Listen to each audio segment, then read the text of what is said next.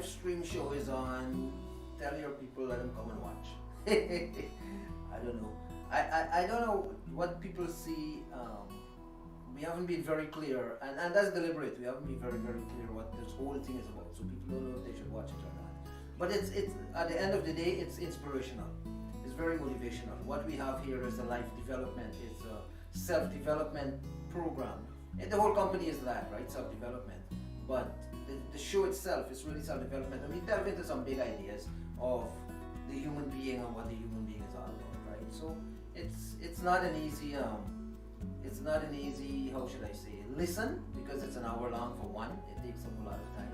But I think if somebody stays with us as they see us build, as we said yesterday, brick by brick by brick, how we're building this enterprise, it's quite inspiring. It really is.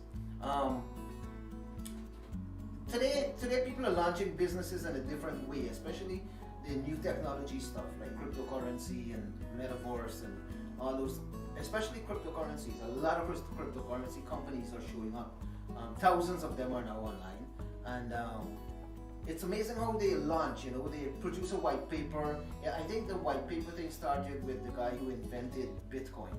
This Japanese guy, Satoshi, who's some mysterious guy. But he developed a white paper which is like 12 pages long, and he said this is what the new the evolution of money would lead into, the new digital economy, and Bitcoin took off, right? Even though it's suffered in the past 2 days, it's now over $35,000 per Bitcoin, which is amazing. And so companies are launching with these white papers and roadmaps, and they're planning out and they're making promises, right? They're saying in 2 years this is what we're going to achieve, in 5 years. Now this is a model that used to be done by the big serious corporations, especially startups in Silicon Valleys, to their shareholders. You would do a white paper, you would do what people didn't really do business plans anymore from the technology world. The old style businesses, I guess, still did it. Banks still require it, but most of the people who got funding from angel investors and venture capitalists and shareholders, what they did was develop a white paper and they developed a roadmap and said, hey, in 5 years this is where we're going to be, in 10 years this is where we're going to be, and this is how our technology will develop. And we see the same concept going on in the crypto world, in the world of metaverse and technology. And now even media, because media is all technology now, right? You can't have a media operation without technology. Like us, we're launching a media thing, mass media streaming operation online, and it's all technology. It's nothing else but technology. And so, of course, you have to have good content, right? Good content is the essence of everything.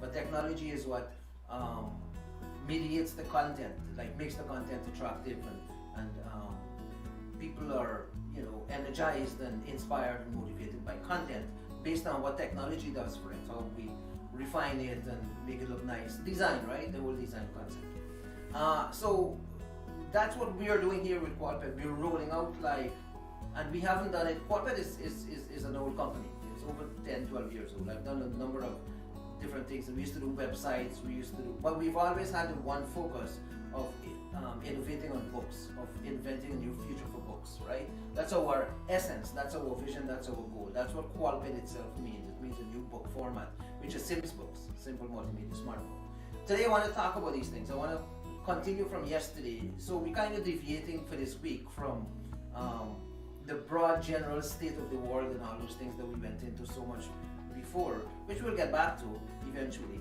But for this week, we want to focus on why we're doing what we're doing, what the company is all about, why we exist, our why, right? Like yesterday's show, if you haven't seen it, watch it. Watch it. It talks about Qualped, it talks about Sims book, it talks about where we're going to be by 2023, our roadmap, our technology development, everything. And today I want to continue along that vein in saying that, so we're following what's going on with the, which is kind of imitating, but not really imitating. We're just going with the thought form of today's society, modern, current things that are going on in the world of vision and rolling out solutions in the world. Because that's what we're doing. We don't brand ourselves as a business, we brand ourselves as a solution enterprise. That's what we are, a solution enterprise. And of course, offering a solution, you have to come up with a problem. The problem we came up with is what I want to talk about today, and the solution that we implement for that problem. and that is an important part of one of the brick in the whole building that is the qualified life. And remember, we're building this thing brick by brick by brick, piece by piece by piece, day by day by day, till we get to that point where we can launch. Like you're building a rocket to launch in space. Same metaphor you can use.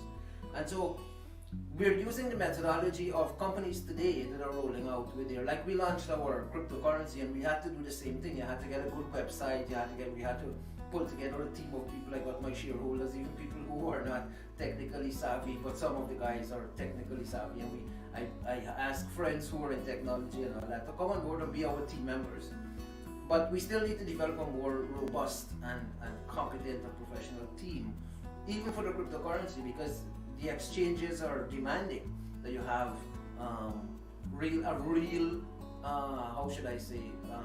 a team that is professional, really professional, and knows the space and very knowledgeable. My world, I don't know people like that, right? Hardly. And in the city I live, they're hardly, like, I don't know, it's hard to find people like that. But we're close to Toronto, so we're gonna find those people. But what I'm saying is, the way companies are rolling out now, you have to come up with your white paper and your, like the ICO. Remember ICO? I mean, 95% of them were scams, and a lot of them failed. Initial coin offering, which basically replaced not replaced, but it kind of duplicated the initial, like IPO, right? Initial public offering that companies went to the stock market with. When crypto started, people were doing ICO, initial coin offering, where you would do a white paper, send it out, and investors would jump on board of your new enterprise. And that was fantastic. But a lot of them were scams. People took money and they ran away with it. And nobody ever heard from them again. So the ICO model kind of dwindled. It still exists, but you got to really prove yourself now. So there are many cryptocurrencies out there. There is one called Tron, T-R-O-N, and it's in the top 30 cryptocurrencies, and there are like 4,000 or 5,000 cryptocurrencies, maybe more, 7,000 or something. So if you're in the top 50, you're good, and we're hoping we're going to get there one day. So there's one called Tron, and Tron was founded by a Chinese guy who is now resident. He was given political asylum, I think, in Grenada, where my brother lives, Rocky. His name is Jason Sun, and Jason Sun is an incredible guy. Like, he just had lunch with Warren Buffett and all that. He won the bid from Sir Richard Branson to go to space. There was a raffle, and somebody could win a bid. Of course, a billionaire, and this guy's a billionaire, and he won the bid to go in Richard Branson's rocket to space as a tourist. That guy founded a company called Tron. He founded a cryptocurrency called Tron, T-R-O-N. And of course, he's building, a lot of things are building on Tron. And how he built Tron, I was studying it. It's really interesting. I know how Bitcoin was built and how the guy wrote the white paper and how he developed it and all that. And I thought it was like Ethereum and all that. But Tron is very, very interesting because the guy is an interesting character for one, and he's very open. But here's the thing about launching a company. Like we see with Tron, if you want to check out that story. What we see is an incredible thing happening. Nowadays, nobody's starting a company and you can do it anonymously. These big companies I'm talking about, the companies that are in the space of tech and media, you can't launch a cryptocurrency, for example, and be a shady character. You can't, the industry is tightening up so much on its integrity, on the morals and the ethics of the founders.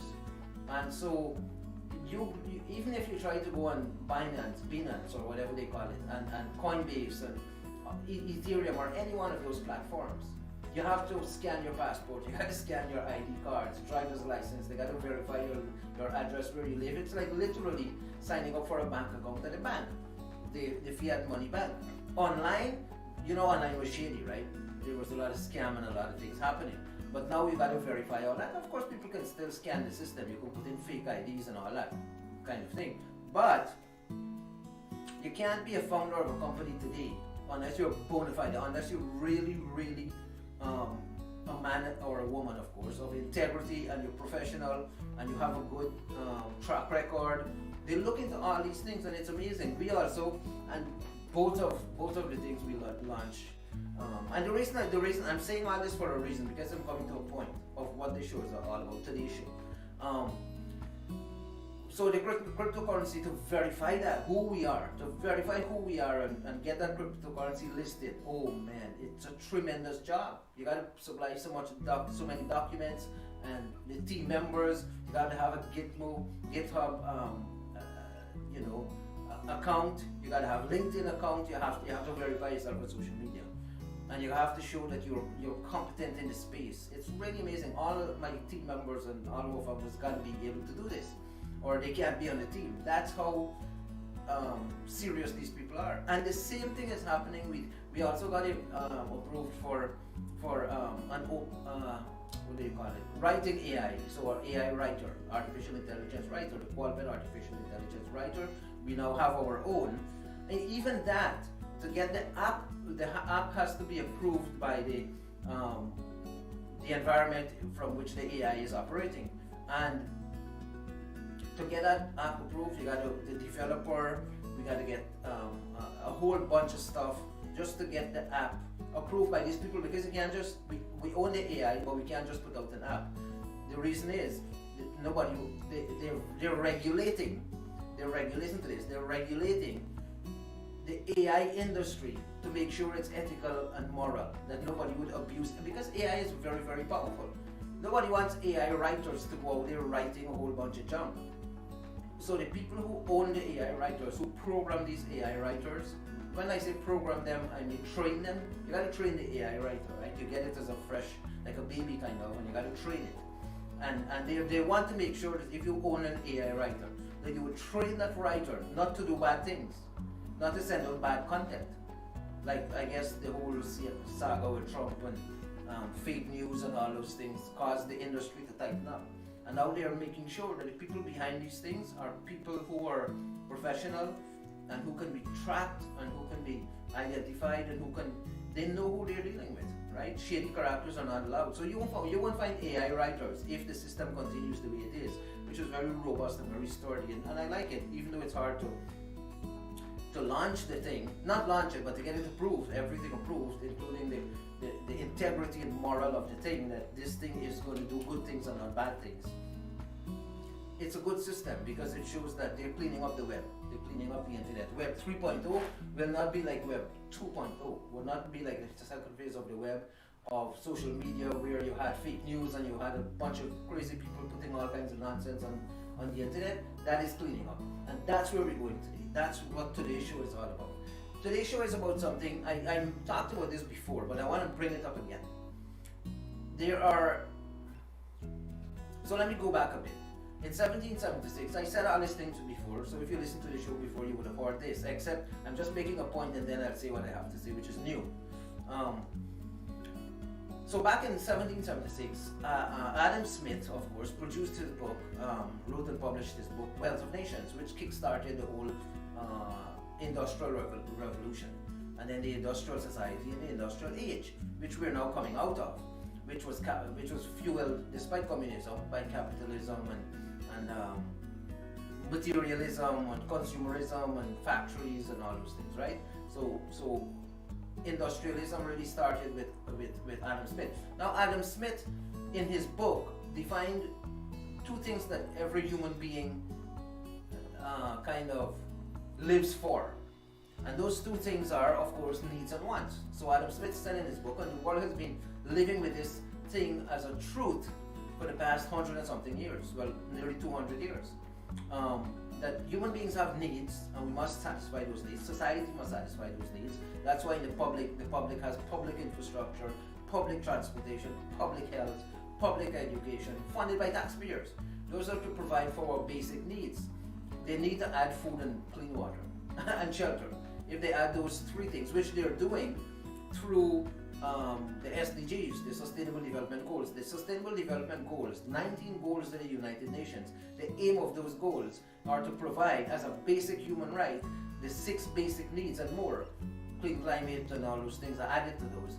The 6 basic needs that Adam Smith identified, plus other human rights like women's rights and girls' rights and voting rights and disability rights and all the rights you can think of that a human being is entitled to. These rights are coming in the SDGs, Sustainable Development Goals.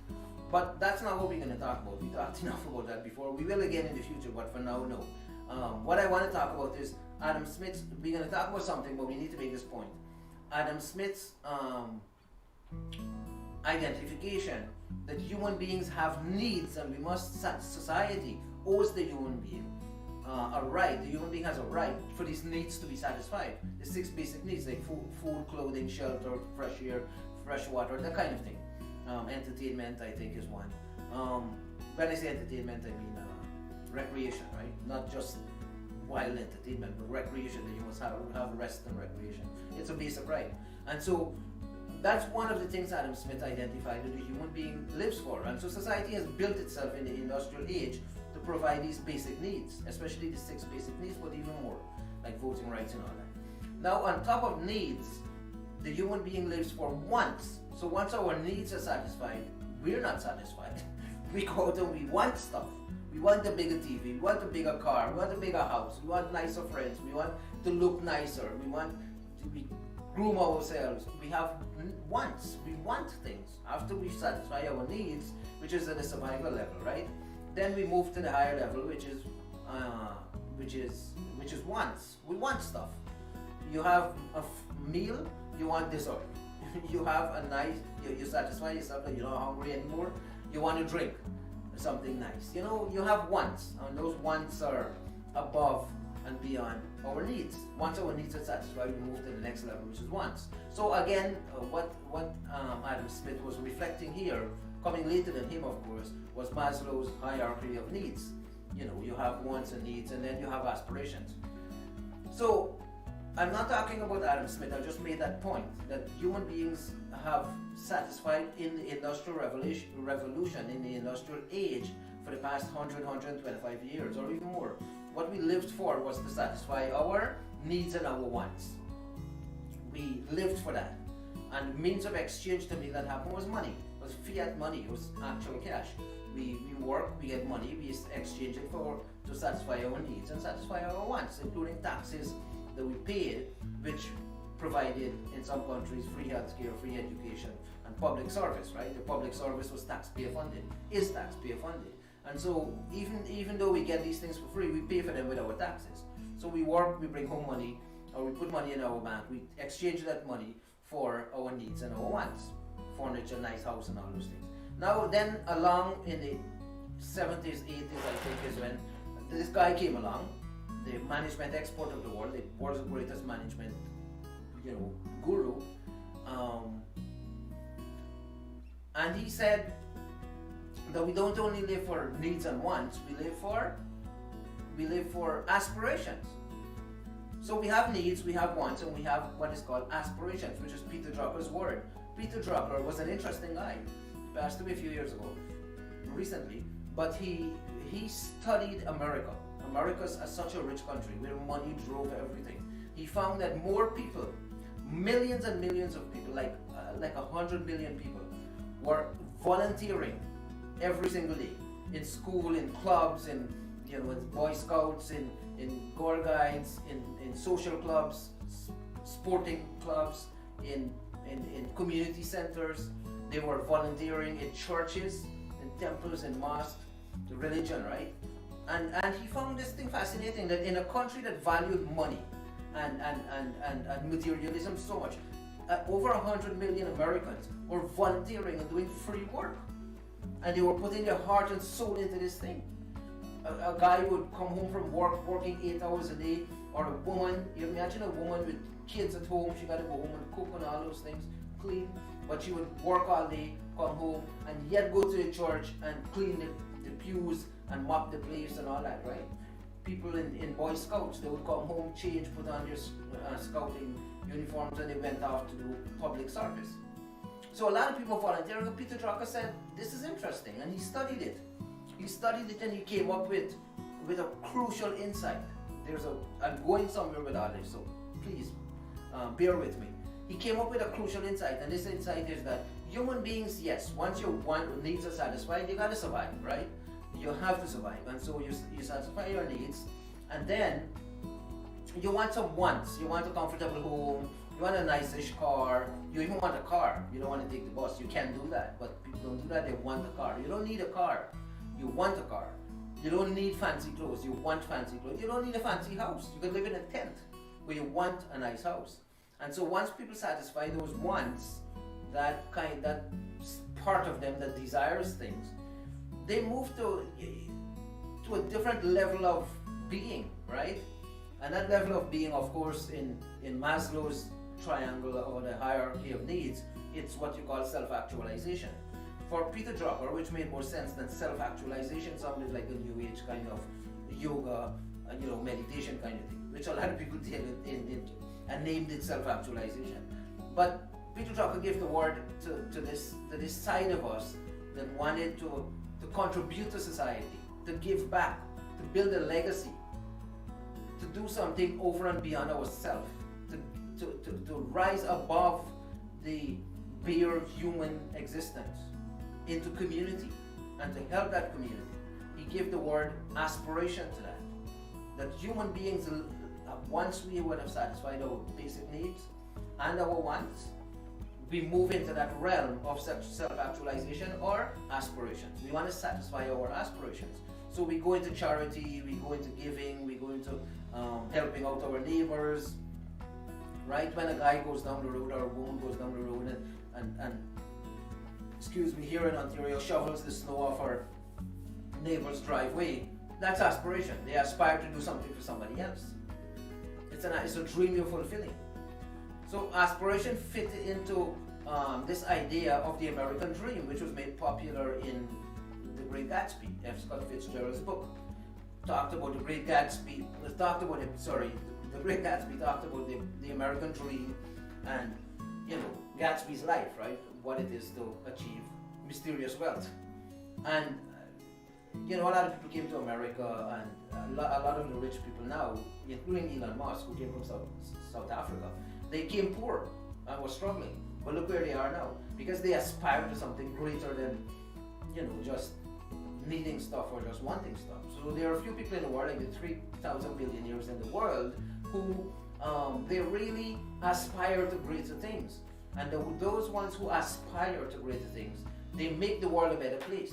Now, we might look at them and say they're greedy, and how these billionaires could be worth $200 billion, and Bill Gates could be developing vaccines and doing all these things. But at the end of the day, at the heart of these guys, whether they do good or bad, that's not our place to judge. They are setting out with an aspiration to make a difference in humanity, okay? And that aspiration that they have is what we're focusing on. So what kind of a company is Qualped? What kind of life are we setting out to live? Which realm are we moving into? Now, I said this before, but I want to really emphasize it based on the show that we did yesterday. The show that we did yesterday ended with the whole idea that legacy is what we live for, right? That's what's important. What is important is legacy. It's not so much what we accumulate and fill up our bank account with. When we die, everything you die. Somebody said, when I was growing up, people used to say this, and it's so amazing. These sayings, right? They're cool. They say when you're born as a baby, you're born like this, right? But when you die like this, with nothing. You're holding nothing. You can't hold nothing. Nothing is in your hands. You die with everything gone, right? And that's why live to accumulate stuff. And then when you're ready to go, which happens because we're mortal creatures, we can't take anything with us, right? Nothing. And so legacy is the important thing. That's what we live for. Aspirations. We aspire to leave our name in the history and the annals of human history. Now, the reason I said all that is to lay the foundation, lay the groundwork for what I'm saying about Qualped today. The value and the integrity of what Qualped is all about, that's what we stand on, that's the core of us, is that we are living to satisfy the aspirations of human beings who would aspire to leave a legacy, who would aspire to make a contribution to society, who would aspire to alter their future, who would aspire to write and publish a Sims book, who would aspire to live the Qualped life of these 4 pillars: wealth, wisdom, worthiness, and wellness. right? People who aspire to live like that. That's what the qualified life is all about. The qualified life is an aspirational thing. So we don't expect, so that's why, sorry, let me just check and make sure our technology is working, everything is good, because from my end it's okay, good. Thank you, Manu. Because sometimes I see our internet service kinds of, it shows on the system, it fluctuates, I don't know why. Well, we do crypto mining, so maybe that's why. Because the computer, a lot of resources are used up doing that. So people say to me, oh, you're doing this live show every day, it's an hour, shorten it and do different things, which we need to do. I'm not denying we need to do this, but we need to bring more people on the show. More people hear our message, the better off we are, because impact is what we go for. Impact is what is important. But the main driver for our show is that we want to lay out, this show is kind of paragraph by paragraph of our white paper, so to speak. It's a brick by brick laying out of what the vision and purpose and the reason, the why for Qualped, for Sims Book, for authoring our future, for designing the life that we love, for leaving a legacy on the earth, for living to contribute to humanity. This aspirational self of us, we're building a company in a space that very, very few enterprises, solution enterprises, not really I don't like the word company. We're a company with 4 companies in one. But I don't like that the idea of company and capital and cooperation. We do it because there's the structure. That is the structure that the government has set up for us to operate in, which is fine. I like it. I like the structure. But it's not something we're going to focus on. A lot of people, even now, because the industrial age is coming to an end, the technology age is starting up, the digital age, the age of knowledge, and yet social media, well, the old thought form is still very, very much present in the world, the consciousness. The awakening that is going on, the enlightenment that is going on, is still very, how should I say, on the fringe. It's not in the mainstream yet. And so you go through mainstream media, whoever still watches TV, that's one minority. Side note, I remember one time when smartphones were taking off. We call these things smartphones. Anyway, we're going to go into that word smart at some point. What it means. When people were getting into smartphones and it was becoming trending and viral and all that, and sometime in the late 90s, early 2000s, I think, some people still had home phone, line phones. I think maybe people still have now, I don't know. But nowadays, nobody I know has a line phone, right? Especially in their house. So a lot of people used to kind of joke about people who still have old line phones. Now people are joking the same way about people who watch TV. Nobody watches TV anymore except a few, right? People watch Netflix and they watch apps. They use apps to do things. It's all social media. But where was I going with that? That was a side note, right?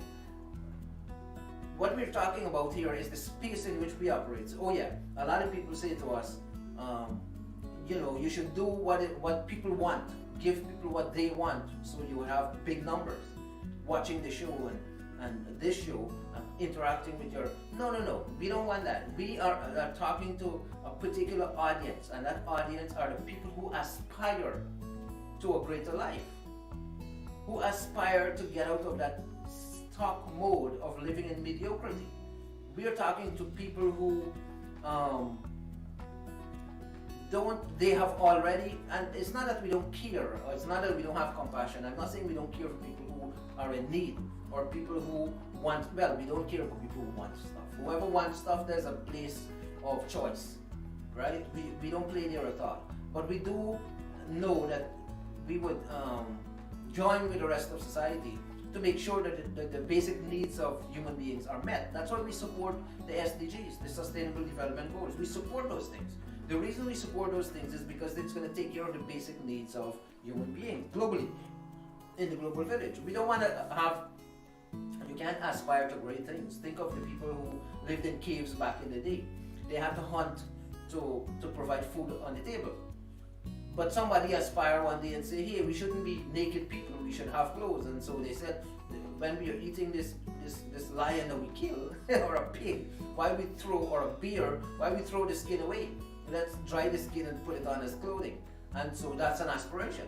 They aspire to start wearing clothing, right?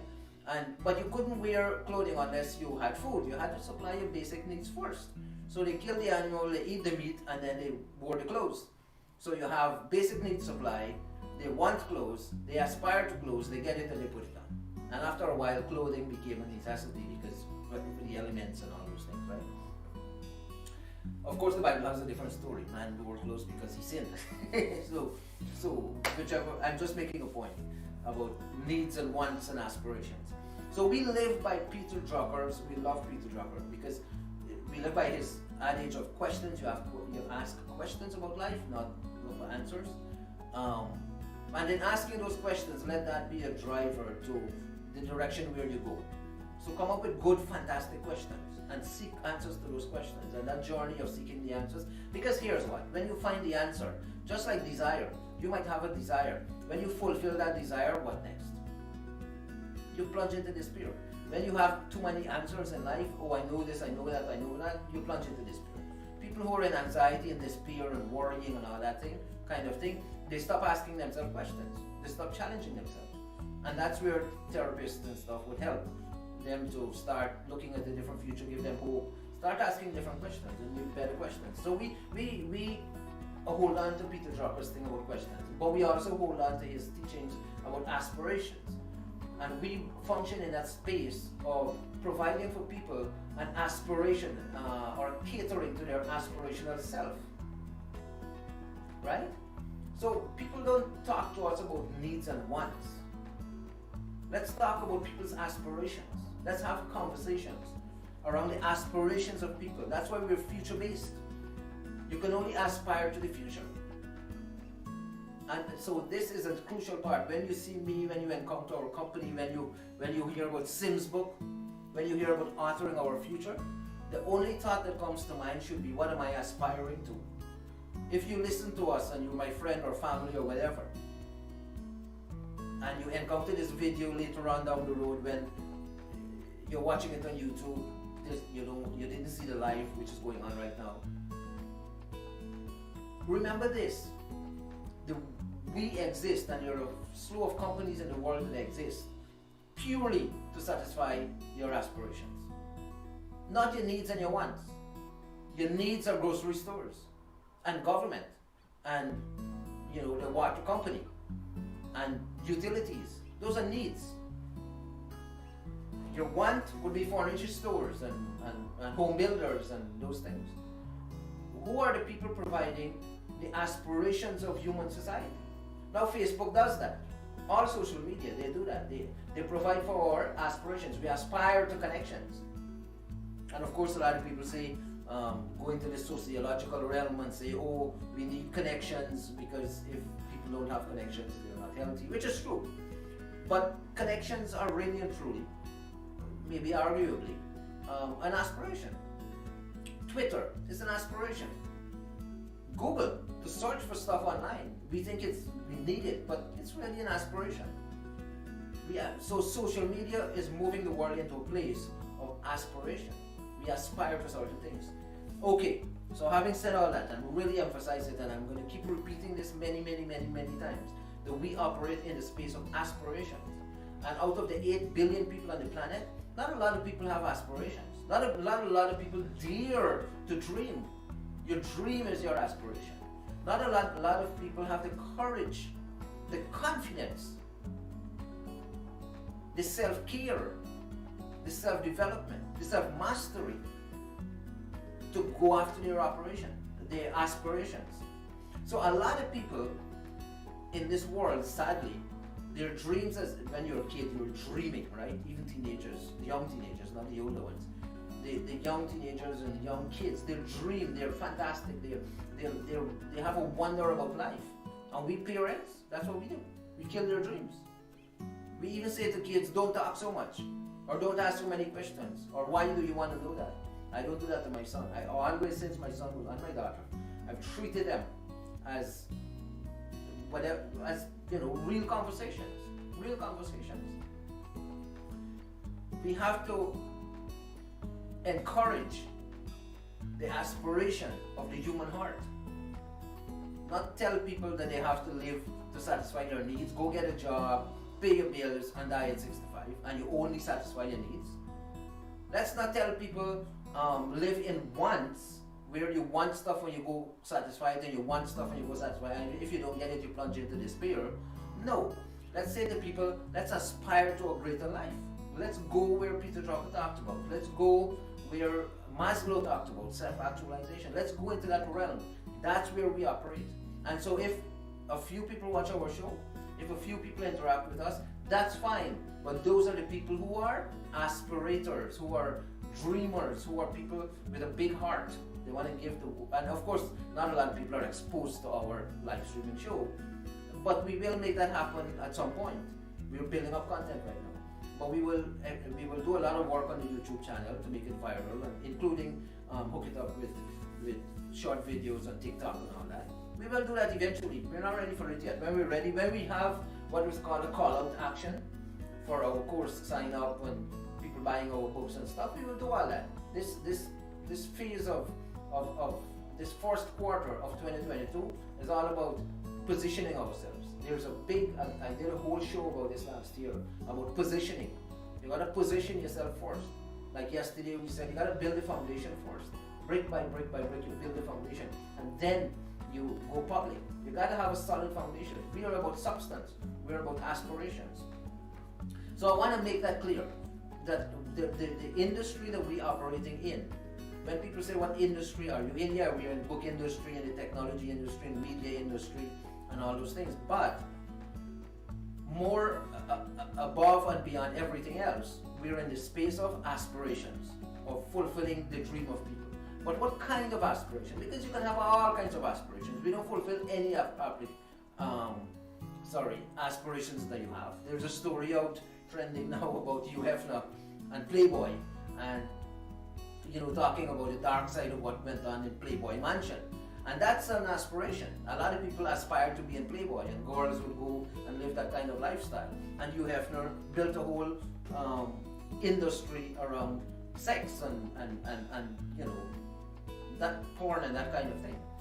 Those are aspirations. We're not about that kind of aspiration. We're not about any kind of aspirations. We have one kind of aspiration, which is expressed in the thing that we invented, the technology that we developed, which is simple.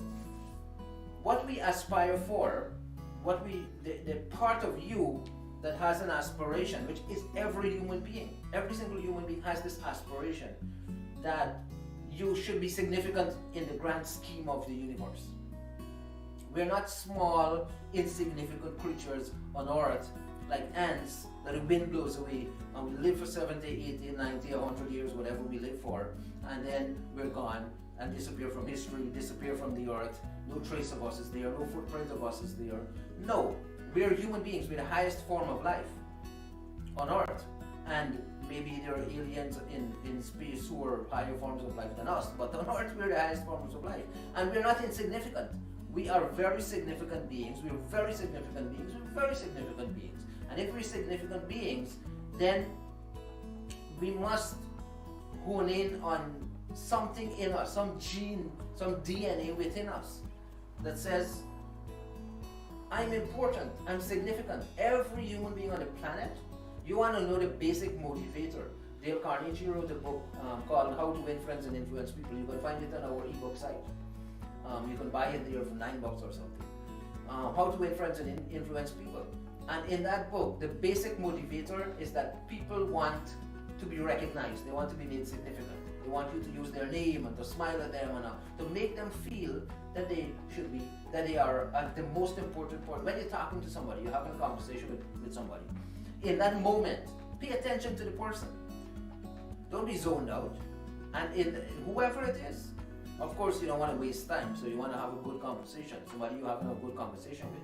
If you're not having a good conversation, say to the person, we need to be talking about something valuable, or even if you're joking around and having fun, let it be with somebody that you enjoy the banter and the talking. But you pay attention to that person, because what is more important to a person? Feeling significant. Feeling that your life matters, that you're significant, that you're here for something important and big. So what we aim to satisfy in our company is this aspiration in you, your aspirational self, that caters to one specific thing. That one specific thing is how here is what it is. In everything I'm going through in life, all the heartaches and the headaches and the joys and the euphoria, my happiness, my sadness, my joys, my pain, my pleasure, whatever it is, and all this drama that constitutes my life in this narrative from since I was born, since before I was born, since my grandparents met each other, and my parents, because we are in the DNA going back, right? We are in the egg and the sperm of our parents before we were born, right? Our DNA is there, and so going back even before we appear on this earth, we were being formed, and when we came into this life, we just didn't come to exist. We came to make a mark. We came to be somebody. All this drama, all this narrative, the narrative that goes back to generations, as we see in our skin color, in our features, those things are generational. They did not only come from our parents, but from their parents and their parents and their parents. Right? So, and the narrative moves through our parental generations, our children's generation, our grandchildren. My grandmother, who passed away last month, close to 99 years old, a couple of weeks away from 99, she lived to see 7 or 8 generations. That's how long some people exist on the face of the earth. That narrative that constitutes that whole life, spanning not only our lifespan but our history and our future. That whole narrative is so dramatic. It's so amazing. It's full of life, and the drama is so amazing. We aspire for people to realize, and yet it's unique, right? Now every story people watch movies and listen to the stories of movie stars and famous people and say, oh, my story is similar to that. But it's similar, but it's different. Everybody's life is unique.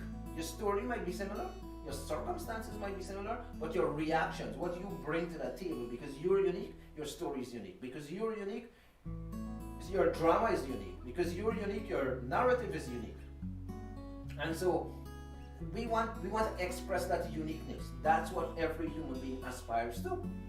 Every human being aspires to that. Who sees me? Who knows I exist?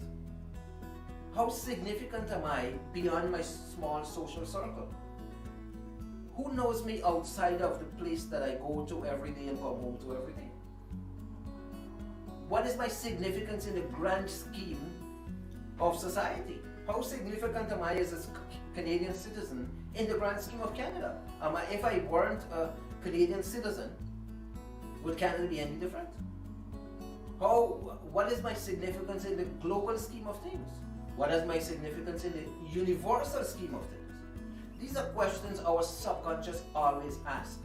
How significant am I? How important am I? And people who can't answer that question positively, they plunge into despair and they plunge into anxiety and worry and darkness, and they feel like I'm not worth anything. And a lot of this kind of lack of significance, which is also lack of hope, drive people to suicide. Right? So we as a company are setting out deliberately, like all the big tech companies, right? Well, we're not a big tech company yet, but we're getting there. But our goal, I wanted to make it very, very clear, if anybody's confused, that we're not here to supply people's needs or their wants. We're here to supply your aspirations. And one particular specific part of your aspirations, which is that you are a significant human being. And if you're significant, you must leave a legacy. And if you would take us seriously with what we're offering you, because this is the thing with life, right? You can offer people the best gifts. And most people would either be suspicious or be cynical, or they would lack confidence or lack courage, and they would say no. Most people would say no when you offer a gift to somebody. That's why a lot of people put cost to these things, because you have to, because nobody would value it and they would throw it away, right? But if they paid for it, if there is a sacrifice for it, if they have to put pain into getting this thing, they value it. But we're talking to the people. We're reaching out to the people. We're opening this solution enterprise that we have called Qualped Corporation, called the Qualped Life, is for a particular set of human beings globally in every country on the face of the earth who aspire to this. They have a deep hunger, like I do, like my shareholders do, for a life that is significant and that leaves a legacy on the earth. 50 years after they die, they still remember. People still know their name all over the face of the earth. Like Mandela. Not that we would be great people. I'm not talking about being exceptional people. We look at people like Mandela and Mother Teresa and MLK and all those people, and we say, oh, they're miraculous, that they're superhuman. We think of them as superhuman. No, Bill Gates, Elon Musk, and all those guys, we're the same as them. What is different from us? The only difference is they have money and we don't have money. We have 2 arms together, we have 2 legs, we have 24 hours in a day, we have 2 eyes, 2 ears, we talk the same way, we all speak English these days. Everything is the same. Except they have some skill sets that they converted into economic wealth. Not even full wealth. Some of them are not even healthy in their body. Some of them suffer mental health problems, like some of the movie stars. Even royalty, right? Look at Prince Andrew, who's now being drawn through a huge scandal because of his association with Epstein, and people accusing him of, women accusing him of all kinds of stuff. He's a royalty. He's a prince. He's a prince in England who was stripped. The Queen had to strip him of his stuff. So, in every human being, there is this aspiration for significance based on the fact that we've lived a certain life. We've gone through so much trauma, so much happiness and joy, and whatever we went through in life, that we feel so we must express this thing. We want the world to know. We want the universe to know. That's why social media is so popular, because we go put our content out there, we put our videos, our stories, and everything. People go on TikTok and say the reason those women are wearing makeup and being fake and making all those videos is because they want to make money. Why do they want to make money? As much as they want to make money, one of the reasons they're doing that is for significance, is for the likes, is for the amount of people who respond to them. They want attention. And of course they deny that. They say, no, we're not doing it for attention. We're not doing it because we want the likes and we want people, everybody to see us. We're doing it for the money. And they rationalize that way. But the basic human driver is significance. We want significance. That's our goal with this company. Our goal is to satisfy a certain part of what you aspire to tell your story, to let people know I'm here and I'm important and I'm significant. Don't take me for granted. Don't look at me and see through me. Every human being has that. That's what the Qualped Life and Sims book delivers. That's the problem we solve. Now, Sims book, Simple Multimedia Smart Book. So here's what happened. I'm going to wrap up soon. And again, we'll continue this conversation tomorrow. I love talking about these things because they're important things. Tomorrow I'm going to talk about the Sims book and why we started Sims book and the history of books and where we are today in the world in terms of books and stories.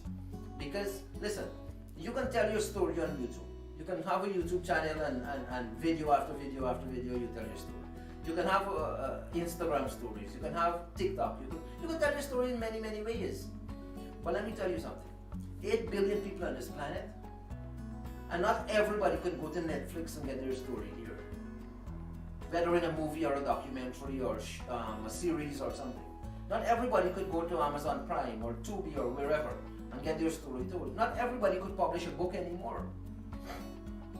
The publishing companies, the mainstream publishing companies, are so selective in who they publish. But you can go to Amazon. You can go to Amazon and sign up for a free Prime, a Prime account and get a book published basically for free with them designing your covers and everything. It's a boring ebook. Flat, gray, one-dimensional like ebooks have been since they were discovered in 1971 by Michael Hart. Hasn't changed. So Amazon offers a nice service for you to publish your book. But it's the same old technology. Nobody reads that anymore, right? We're going to end the show now with the smart stuff. People call phones now smart. And they say smart city and smart this and smart that, smart technology, smart homes and everything. And we've redefined the word smart into a cliche that is anything but smart. What is smart? A book is smart. Not a phone. A phone can do a number of things, yes. A home with technology can do a number of things, yes. AI can do a number of things, yes. But is it smart? It's advanced. It could do a lot of stuff. It's competent. It's efficient. When you say something is smart, you're talking about something like a book that you can actually glean from it intelligence. There's nothing that makes you more dumb if you focus on it constantly than your phone, than social media, than living in a house with all the technologies provided, Alexa and all those things. You become lazy and you become the human being, right? Robots catering to us and AI catering to us. We lose our intelligence and our ability to be fully human. And so tomorrow we're going to deal with a very important topic, which I dealt with before, but I really want to get these things clear. That what we aspire to, what we cater to in the human heart, this aspirational self, significance, for my story is worth something. And that's the essence of it, that your story is worth something. And we give you the tool, we give you the platform, we give you the technology that you can put your story into a valuable place, into a thing of worth. No longer, one of the first storytellers in the English language was Chaucer, Geoffrey Chaucer, who back in the year 1000 and something, when the Roman Empire was collapsing, Britain was now starting up. Chaucer, back then you didn't write books, right? Chaucer would travel from town to town in England and be telling stories, like what they call today spoken word. He would stand at street corners and tell stories, like the wife of Bath, and he would come up with fantastic stories and tell them. Of course, people recorded these things, and over time, they started publishing the books. Now you can buy the books in chapters on Amazon or wherever. Canterbury Tales tells all the stories. Since then, what Chaucer was doing was starting a movement to deliver something, this aspiration that is in the heart of every human being. Who's telling our story? Who's making our story worth something and valuable? Now the internet this is what we're going to talk about tomorrow. The internet was supposed to do that. When Doug Engelbart wrote his paper, Augmenting Human Intellect. But it never happened. And of course Elon Musk now has taken on that task of augmenting human intellect with a Neuralink. He's going to take the computer itself, the CPU, the Neuralink is not a chip. Somebody said, and people are saying all over the place on the internet that it's a chip. It's not a chip, it's not a microchip. It's a literal computer. It's the smallest computer you could find. It's the size of a coin, at 25 cents, a quarter. And he embeds Elon Musk's Neuralink company. They built a robot to embed this thing in our skull. Whoever decides to take it, and eventually it could be mandatory like the vaccine. And that is a computer merging with the human skull, making us virtually humanoids, right? And that could happen within the next 10 years. It's rolling out from this year. Human trials are starting right now as we speak. And Elon Musk's goal is what Doug Engelbart talked about, augmenting human intellect. Now here's what I'm saying. We at Quadvent, that's what we aim to do, augment human intellect with Salesforce. Outside of the body, not embed stuff in the body. I'm not criticizing Elon Musk's Neuralink, but I'm saying we have a different solution. And we're going to talk about it tomorrow. We're going to talk about the history of the solution that we offer and we have some time. About the history of the solution that we offer and the future of the solution that we offer. Where do we go from here? What's our roadmap? So remember, I started the show with saying this, the Corporate Life show, which is this show, is kind of rolling out what we are all about, our vision and our roadmap and our milestones and everything. And you think of it as a video white paper, going on and on and on, of course. metaverse. We have a white paper for cryptocurrency. We have a qualified white paper too that I haven't published, but maybe I should publish it. But the video is me authentically in a real conversation having a rapport with whoever is listening to us, right? And whoever would see this video in the future. That you know the journey we're on. You know what steps we're taking. You know what we're struggling with. You know what we're succeeding with. You know our dreams and our aspirations ourselves. Our aspiration is to satisfy your aspiration, that your story, your drama in your life, your narrative must mean something and has worth. And we're giving you a platform to air that easily all over the world. Because you can't, not every human being can get on Netflix. It's too hard. They have a wall that shuts out most people. Not everybody can get into a publishing company to have their books published. Not everybody can have a documentary produced on their life. Not everybody, I mean, there's a startup coming, well, it started, this is not a startup, well, there's a company that was existing since about 2003 that got a lot of financing, a lot of out of Silicon Valley. They got a lot of hype and everything, and then they went out of business. It's called Second Life. There's a documentary on it on Netflix, and Second Life is now resurrecting, is now coming back into being. They're getting funding again and they're rising up again because of the metaverse. They were before their time. So Second Life could do what we are doing, which is offering you or anybody the opportunity to put your story or drama on a global platform, right? But that is, again, that is through videos and avatars and kind of animes, right? It's a digital twin of you. What we're talking about is a very creative process where you write and publish a Sims book, you produce a Sims book, and that's your way of leaving a legacy. That's your way of letting the world know I existed, I'm significant, I'm important, no matter what station in life I'm at. If I'm homeless, drug addict, whatever it is, you could be rich and a billionaire. You could be the poorest person on the planet. You could be a drug addict passing out on the street in the minus 30-degree cold. Whoever you are as a human being, there's one thing common to every human being. Every human being, this is common to. You have a story that is enormously dramatic. You have a narrative that goes back into a history and goes into a future. And that narrative, that story, that drama, that you is where we play. We give you that tool, the technology called Sims Book, which you can use to leave a legacy on the face of the earth. Tomorrow we're going to talk about this. It's exciting stuff.